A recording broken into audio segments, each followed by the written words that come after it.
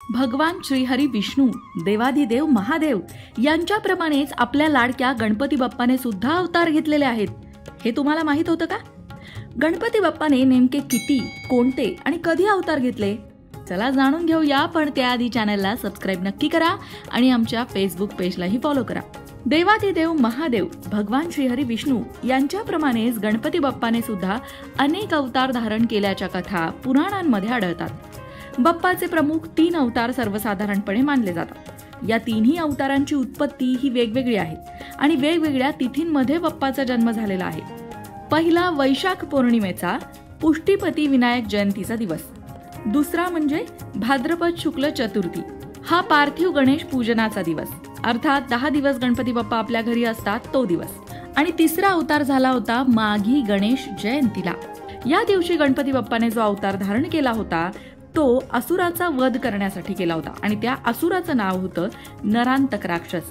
याच राक्षसाला मारण्यासाठी म्हणून गणपती बाप्पाने कश्यप ऋषी आणि माता अदितीच्या पोटी जन्म घेतला होता. याचा उल्लेख स्कंद पुराणात सुद्धा आलेला आहे.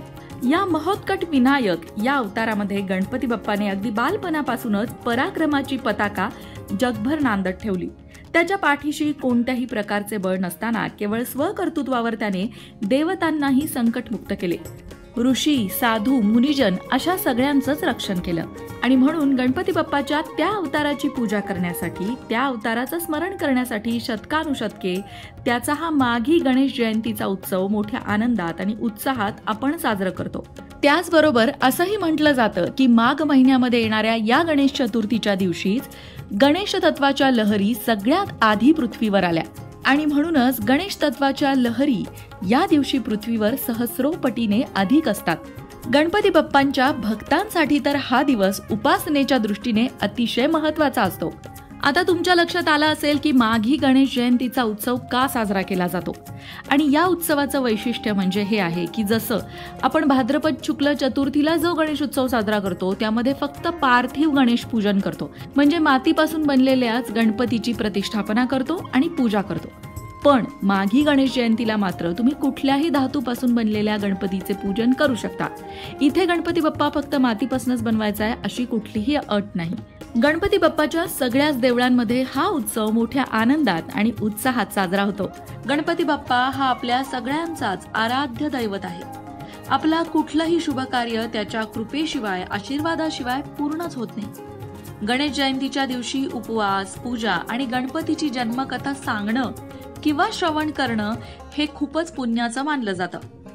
गणेश जयंतीच्या दिवशी तुम्हाला तुमच्या पूजेचं पूर्ण फळ मिळतं आणि तुमच्या सर्व मनोकामना सुद्धा पूर्ण होतात असं म्हटलं जातं. गणपतीच्या पूजेमध्ये दुर्वांचं विशेष महत्त्व आहे. दुर्वा अमृतासारखी असून त्याचा कधीही नाश होत नाही. अशा स्थितीत गणेश जयंतीच्या दिवशी दुर्वा अर्पण केल्याने गणपती बाप्पा लवकर प्रसन्न होतात. दुर्वांप्रमाणेच गणपती बाप्पाच्या पूजेमध्ये शमीची पानं सुद्धा महत्त्वाची आहेत.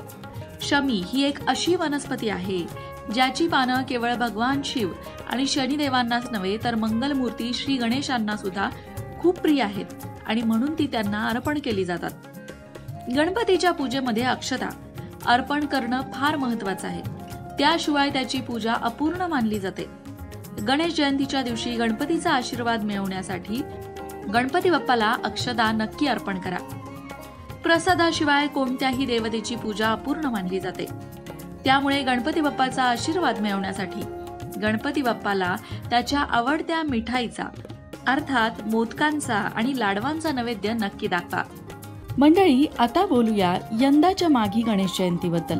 यंदा माघी गणेश जयंती आलेली आहे 13 फेब्रुवारी 2024ला आणि यंदा 3 योग एकत्र जुळून आलेले आहेत. त्यामुळे गणेश उपासनेचं जास्तीत जास्त पुण्य पदरात पाडून घेता येईल, त्या दृष्टीने उपासना करता येईल. मकर संक्रांती ते रथसप्तमी या काळात तिळाचं अधिक महत्त्व असतं. म्हणूनच या दरम्यान येणाऱ्या व्रतांची सांगड तिळाशी घातल्याचंही बघायला मिळतं.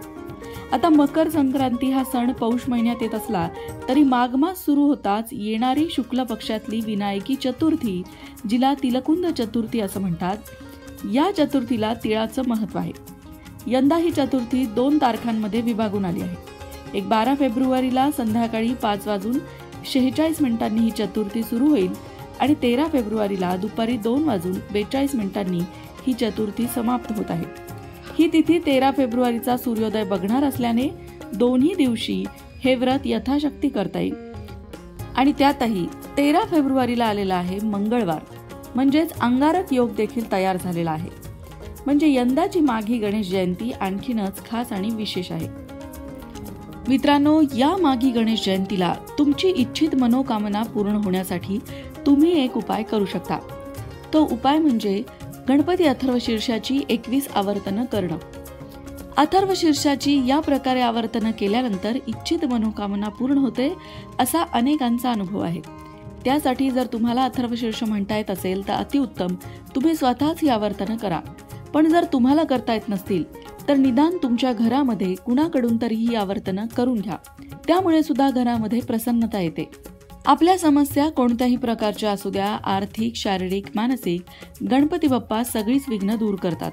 आणि यासाठीच माघी गणेश जन्म, तिलकुंद चतुर्दशी आणि अंगारक योग हे सगळं एकत्र जुळून आलेला 13 फेब्रुवारीचा हा दिवस खास आहे आणि विशेष आहे.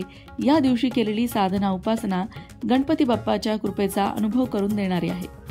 म्हणूनच या दिवशी तुमच्या घरामध्ये गणपती अथर्वशीर्षाची 21 आवर्तनं अवश्य करा.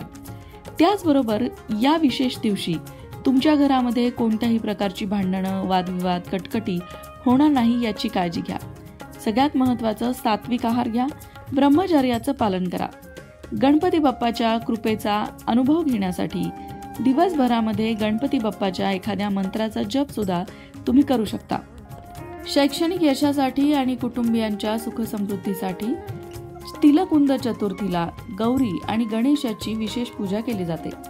तिलकुंद चतुर्थीचं व्रत केल्यास वैवाहिक अडथळे दूर होतात. गणरायाला या दिवशी पांढरे तीळ वाहिल्याने तसंच तिळाचे लाडू नैवेद्य म्हणून अर्पण केल्याने मनातील सर्व इच्छा पूर्ण होतात, अशी देखील भाविकांची श्रद्धा आहे. चतुर्थीच्या तिथीवर स्नान करून शुचिर्भूत व्हावे, अथर्वशीर्षाची आवर्तनं करत गणेशाला शुद्ध पाण्याचा अभिषेक घालावा, कुंकू वाहावे, फुलं वाहावीत, तिळगुळाच्या लाडवांचा नैवेद्य दाखवावा. चतुर्थीच्या निमित्ताने गरिबांना तीळ दान करावे. त्याच प्रकारे कोरडा शिधा अर्थात धान्यही दान करावं. मी मगाशी म्हटलं तसं गणपती बाप्पाच्या मंत्राचा जप करावा. तो मंत्र याप्रमाणे: ओम गण गणपतये नमः या मंत्राचा 108 वेळा जप करावा. काही भाविक या तिथीला उपवासही करतात आणि संकष्टीला चंद्रदर्शन करून जसा उपवास सोडला जातो तसाच हा उपवासही चंद्रदर्शन करूनच सोडला जातो. जर उपवास शक्य नसेल तर देवदर्शन, नामस्मरण आणि दानधर्म हे अवश्य करा. मित्रांनो, तुमच्याकडे तुम्ही माघी गणेश जयंती हा उत्सव साजरा करता का? तुमच्याकडे कुठल्या प्रथा, परंपरांचं पालन केलं जातं? कमेंट करून आम्हाला नक्की सांगा. त्याचबरोबर तुम्ही सुद्धा गणपती बाप्पाचे भक्त असाल तर कमेंट बॉक्समध्ये गणपती बाप्पा मोरया लिहायला विसरू नका. मग बोला गणपती बाप्पा मोरया. अशाच प्रकारच्या माहितीपूर्ण व्हिडिओंसाठी लोकमत भक्ती चॅनलला सबस्क्राईब करा आणि बेल आयकॉनवर सुद्धा क्लिक करा, म्हणजे आमच्या नवनवीन व्हिडिओचं नोटिफिकेशन तुम्हाला मिळत राहील. तसंच योग्य आध्यात्मिक मार्गदर्शनासाठी लोकमत भक्तीच्या फेसबुक पेजला फॉलो करायला विसरू नका.